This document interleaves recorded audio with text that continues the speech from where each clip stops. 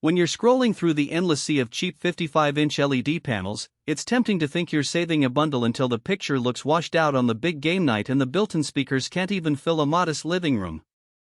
I'd been there, staring at a bargain TV that looked great on paper but left me reaching for the volume knob and feeling the sting of buyer's remorse.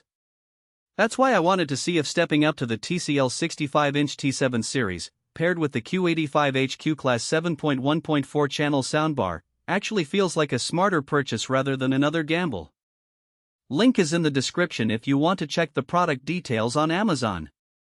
First off, the thing that made me pause was the promise of a 4K QLED panel with Dolby Vision HDR and a 144Hz refresh rate, all bundled with a full Dolby Atmos soundbar that claims 860 watts of total power. Those numbers read like a marketing sprint, but the real test is how they translate to everyday viewing.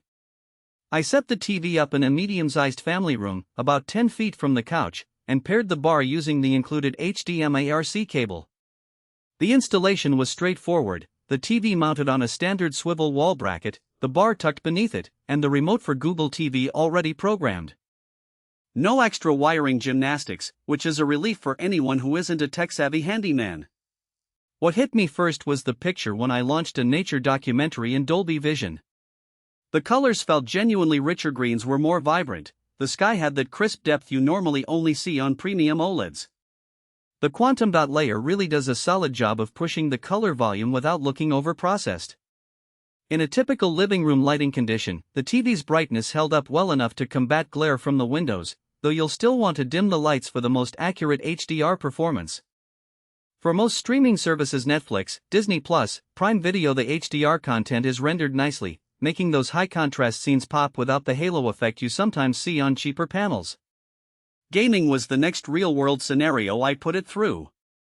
The 144Hz panel is a clear upgrade over the usual 60Hz you get on budget sets, and I tested it with a PlayStation 5 running a fast-paced shooter. The motion looked fluid, and there was no noticeable input lag that would ruin a competitive moment.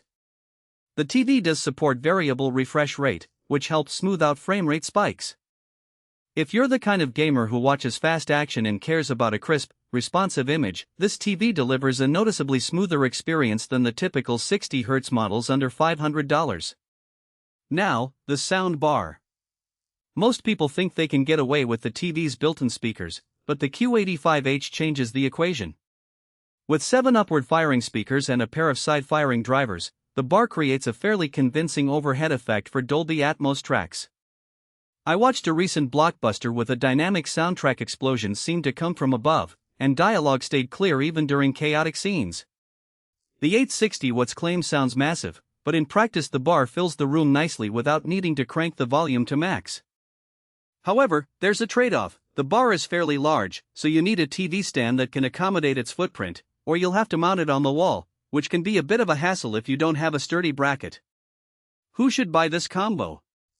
If you're a family that watches a lot of streaming content, enjoys occasional gaming, and wants a cinematic sound experience without shelling out for a high-end OLED and a separate premium sound system, this package hits a sweet spot. It's especially compelling for those who already own a Google ecosystem. Voice control works seamlessly with Nest speakers, and the integrated Google TV interface is intuitive enough that you won't spend hours digging through menus. Who should skip it? If you're a dedicated audiophile who insists on a separate, high-end AV receiver and a full-range speaker array, the built-in Atmos bar will feel like an entry-level compromise. Likewise, if you live in a very bright sunlit room where you need a TV that can outshine sunlight, you might still see some washout, and a premium LED with higher nits could be worth the extra cost. Also, if you're hunting for the absolute thinnest bezel or a wall-mountable design, the bar's size forces you to reconsider the aesthetic. There are a few hidden trade-offs that only become apparent after you start using the set day-to-day. The TV's smart platform, Google TV, is packed with apps, but it does occasionally lag when you bounce between them, especially if your Wi-Fi isn't top tier. A wired Ethernet connection solves that, but it's another cable to manage.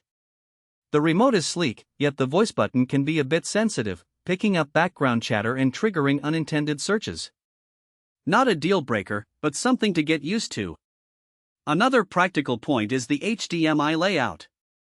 The TV offers 4 HDMI ports, but only one supports full 4K 60Hz HDR with eARC.